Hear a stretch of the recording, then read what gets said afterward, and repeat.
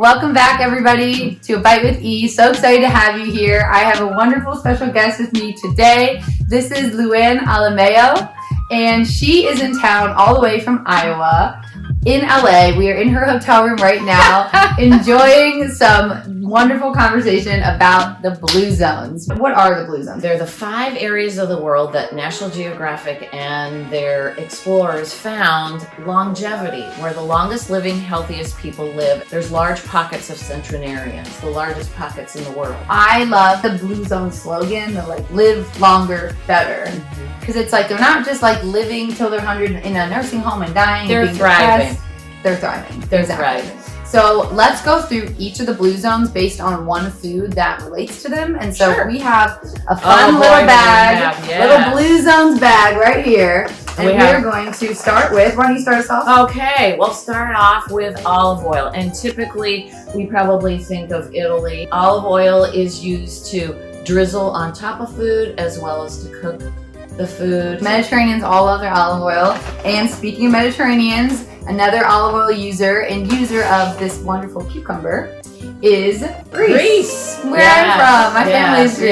Ikaria, in the salads. Again, there's so much overlap with all the blue zones, but we're just kind of putting one food in one place. So right now we've gone to Sardinia, Italy, we've done Ikaria, Greece, and we're about to go. Let's go to Okinawa. Delicious sweet potatoes. Sweet potatoes. So where would we find these? Who would be eating these in Japan? In the Okinawans, yes. And the other thing is in Loma Linda too.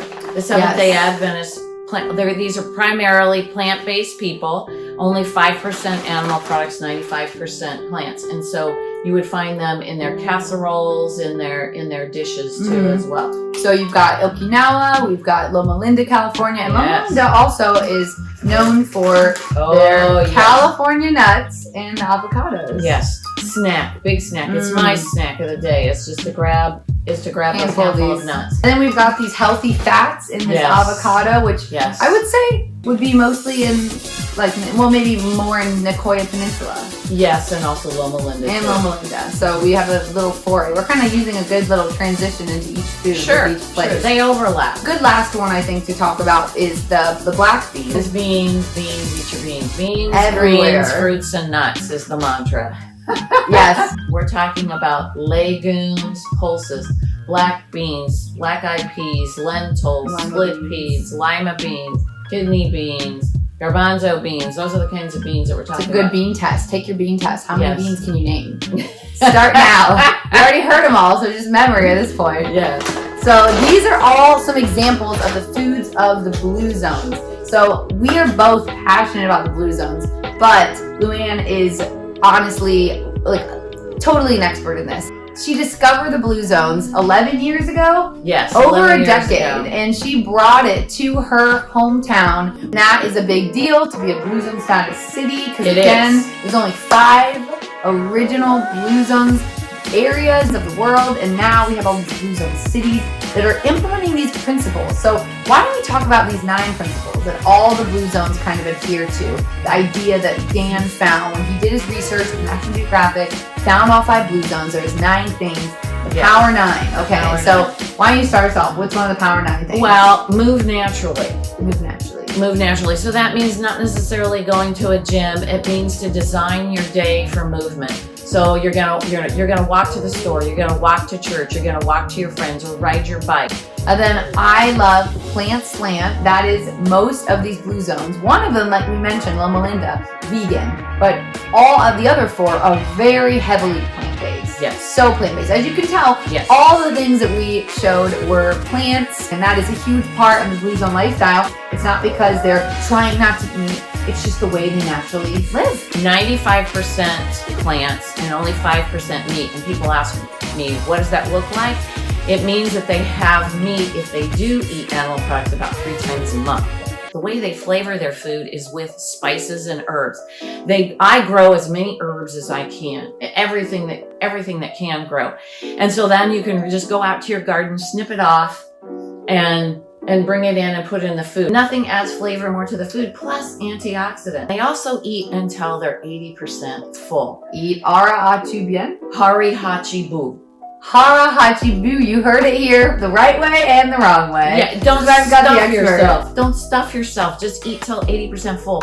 What does that feel like? Comfort. I really found that purpose is just as important as what we eat. Their plan de vida, why I wake up in the morning. Mm-hmm. So it might be to watch grandchildren, it might be to go to work, it might be to garden, it might be to go volunteer, it might nature. be in nature, but they have a purpose when they get up in the morning, and that adds 7 to 15 years more. It's insane. Yes. And the other thing, part of purpose, is the downshifting. Tell us about the downshifting. The downshifting, and it was really interesting visiting some of the original Blue Zones, is nap taking is huge. In Greece, we took a nap. Oh. In Costa Rica, we took a nap. Siesta. Do that, or pray, or meditate. It's a connection between the physical, the emotional, and the Exactly. mental. Because if you don't have the mental, it doesn't matter if you're a bodybuilder. It doesn't matter if you're eating so clean. It's just like, you know, you need that time to really take in and process what's going on. Only just to do that on one of those things on a daily basis, whether it's prayer, meditation, yoga, or a nap. So into prayer, we've got many. I read that it was 100. They studied, I think, 120 some centenarians and found that all but 3 attended a faith-based service. Faith is a huge piece. They say you need to attend at least 4 times in a month. Mm-hmm. So it could be the service, it could be a group within the church that meets, a prayer group or a Bible study. It builds community, and you're believing in something larger than yourself. Kind of purpose again, and community, and just having that relationship with a higher power, whatever that is to you. You also want to keep your family close. That's one of the principles. And even if they live a distance, that means that you keep connected by phone. You take time to go see them. Invest in that relationship. Yes. The other thing is wine at 5, or I say at 6, Wine at or 5, 7, or 8. 5 o'clock somewhere, everywhere, always. And I always say do it with a friend, or do it with a relative. Like the Sardinians in the streets. It's a happy hour. That's really what it is. And what I found is they don't drink alone. They don't drink alone. They drink with friends. They drink with family. And they're drinking little 3-ounce cups, like multiple times a day. I'm glad you mentioned that, because we're talking about 1 glass, for women, 1 3-ounce portion a day. Wow. Men, no more than 2. 1 3-ounce portion? 1 or 3-ounce. 1 3-ounce. 1 3-ounce. Wow. And so can you save them up for the weekend? No. It doesn't work like that, doesn't work people. like Don't that. try to do that. Yeah. Then the other one is your right tribe. Right I tribe. love this. Surround yourself with that right tribe, that group of people that lift you up with your physical and mental well-being. They're called Moai groups, and we formed those when Cedar Falls became a Blue Zones community, and ours are still going even after 10 years. Ours are still going, and we bike, hike, snowshoe. We do something together once a week. It came from Okinawa, and these are literally lifelong friendships that start. They're young and they go on, you know, for the duration of these people's lives. It's really important to culture those relationships. So the specific group of people is someone you're relying on apart from your family. Don't think that who you hang with is not as important as what you eat. Right. And it all has an effect on each other. I think we got them all. Got Yeah, when the brain 9. is searching. We did it. Yay! Power 9. You got it. And I have another Moai. Yeah, part of the Moai group now. Part of the tribe. And, you know, you find when you, like, people that you meet and identify with these principles, it's so unconventional to what we're told in the Western world now, you know, in terms of what we put emphasis on. It doesn't deal with just the physical part of your body. It deals with the mental, the spiritual, the emotional. And I think that's what spoke to me too as well. We don't want to overwhelm people thinking, oh God, how do I fit all these in? Right. You probably already are doing some of those, and then try to maybe fit in one more. Work on a few of those things that you think could really add a lot to your life. If you got the working out and the food down, then like you go. But maybe you need those strong relationships in your life. Exactly. And that all of these principles relate to happiness. And so our happiness quotient rises when we have these 9 principles in our lives. We are happier. And so that's my big focus, is to create that element of happiness. And so it's not a goal every day, it just happens because of the result of incorporating all this. When I found Blue Zones, it was I didn't know there was something so comprehensive, and it's larger than I am, and so it's my ikigai. What It is is my Ikigai? What is Ikigai? Tell the viewers. It's my purpose. I get up in the morning thinking, how am I going to create blue zones for somebody? It's a beautiful thing. And the thing is, we've discovered it now, but we didn't create this. These people have lived this way forever. And they don't think about how am I going to live to 100. They just do it. What was amazing to me is when I went to Greece, I saw people in their 90s walking around the communities and the villages without devices, having conversations, weeding their garden, taking loaves of bread over to their neighbors, having conversations, going to church. And they were walking around without any manipulative devices and cognitive, no dementia. And it was amazing to me. If you had to answer the question, how to live to 100, what would you say? You know, that's a really tough one, but I think the one that stands out for me is who you hang with.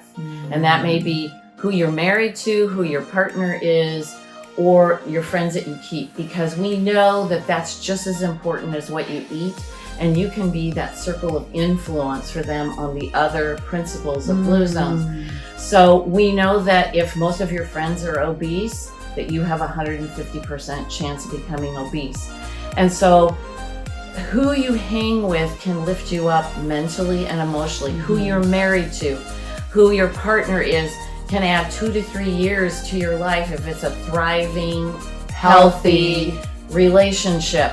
And it's like bringing this idea to your group of friends and seeing, how you can implement it. It's like you brought it to your home, Cedar Falls. And I will add another fact here. I went to a conference and I found out that where you live is 50% of your longevity. Wow. That determines 50%. Environment. Yes. Our city leaders need to think about that. Are they implementing policies and procedures that instill health and wellness? So your zip code is more important than your DNA code.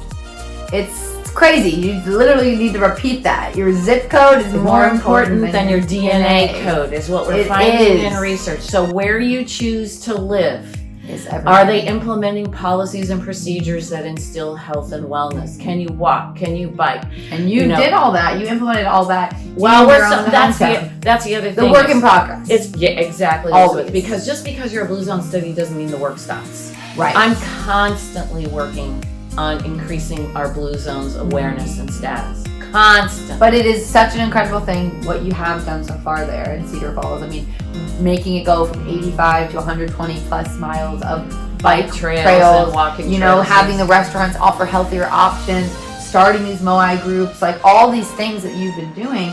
The phrase again that you say, the things that you chew determines the little things you do and chew make the better you.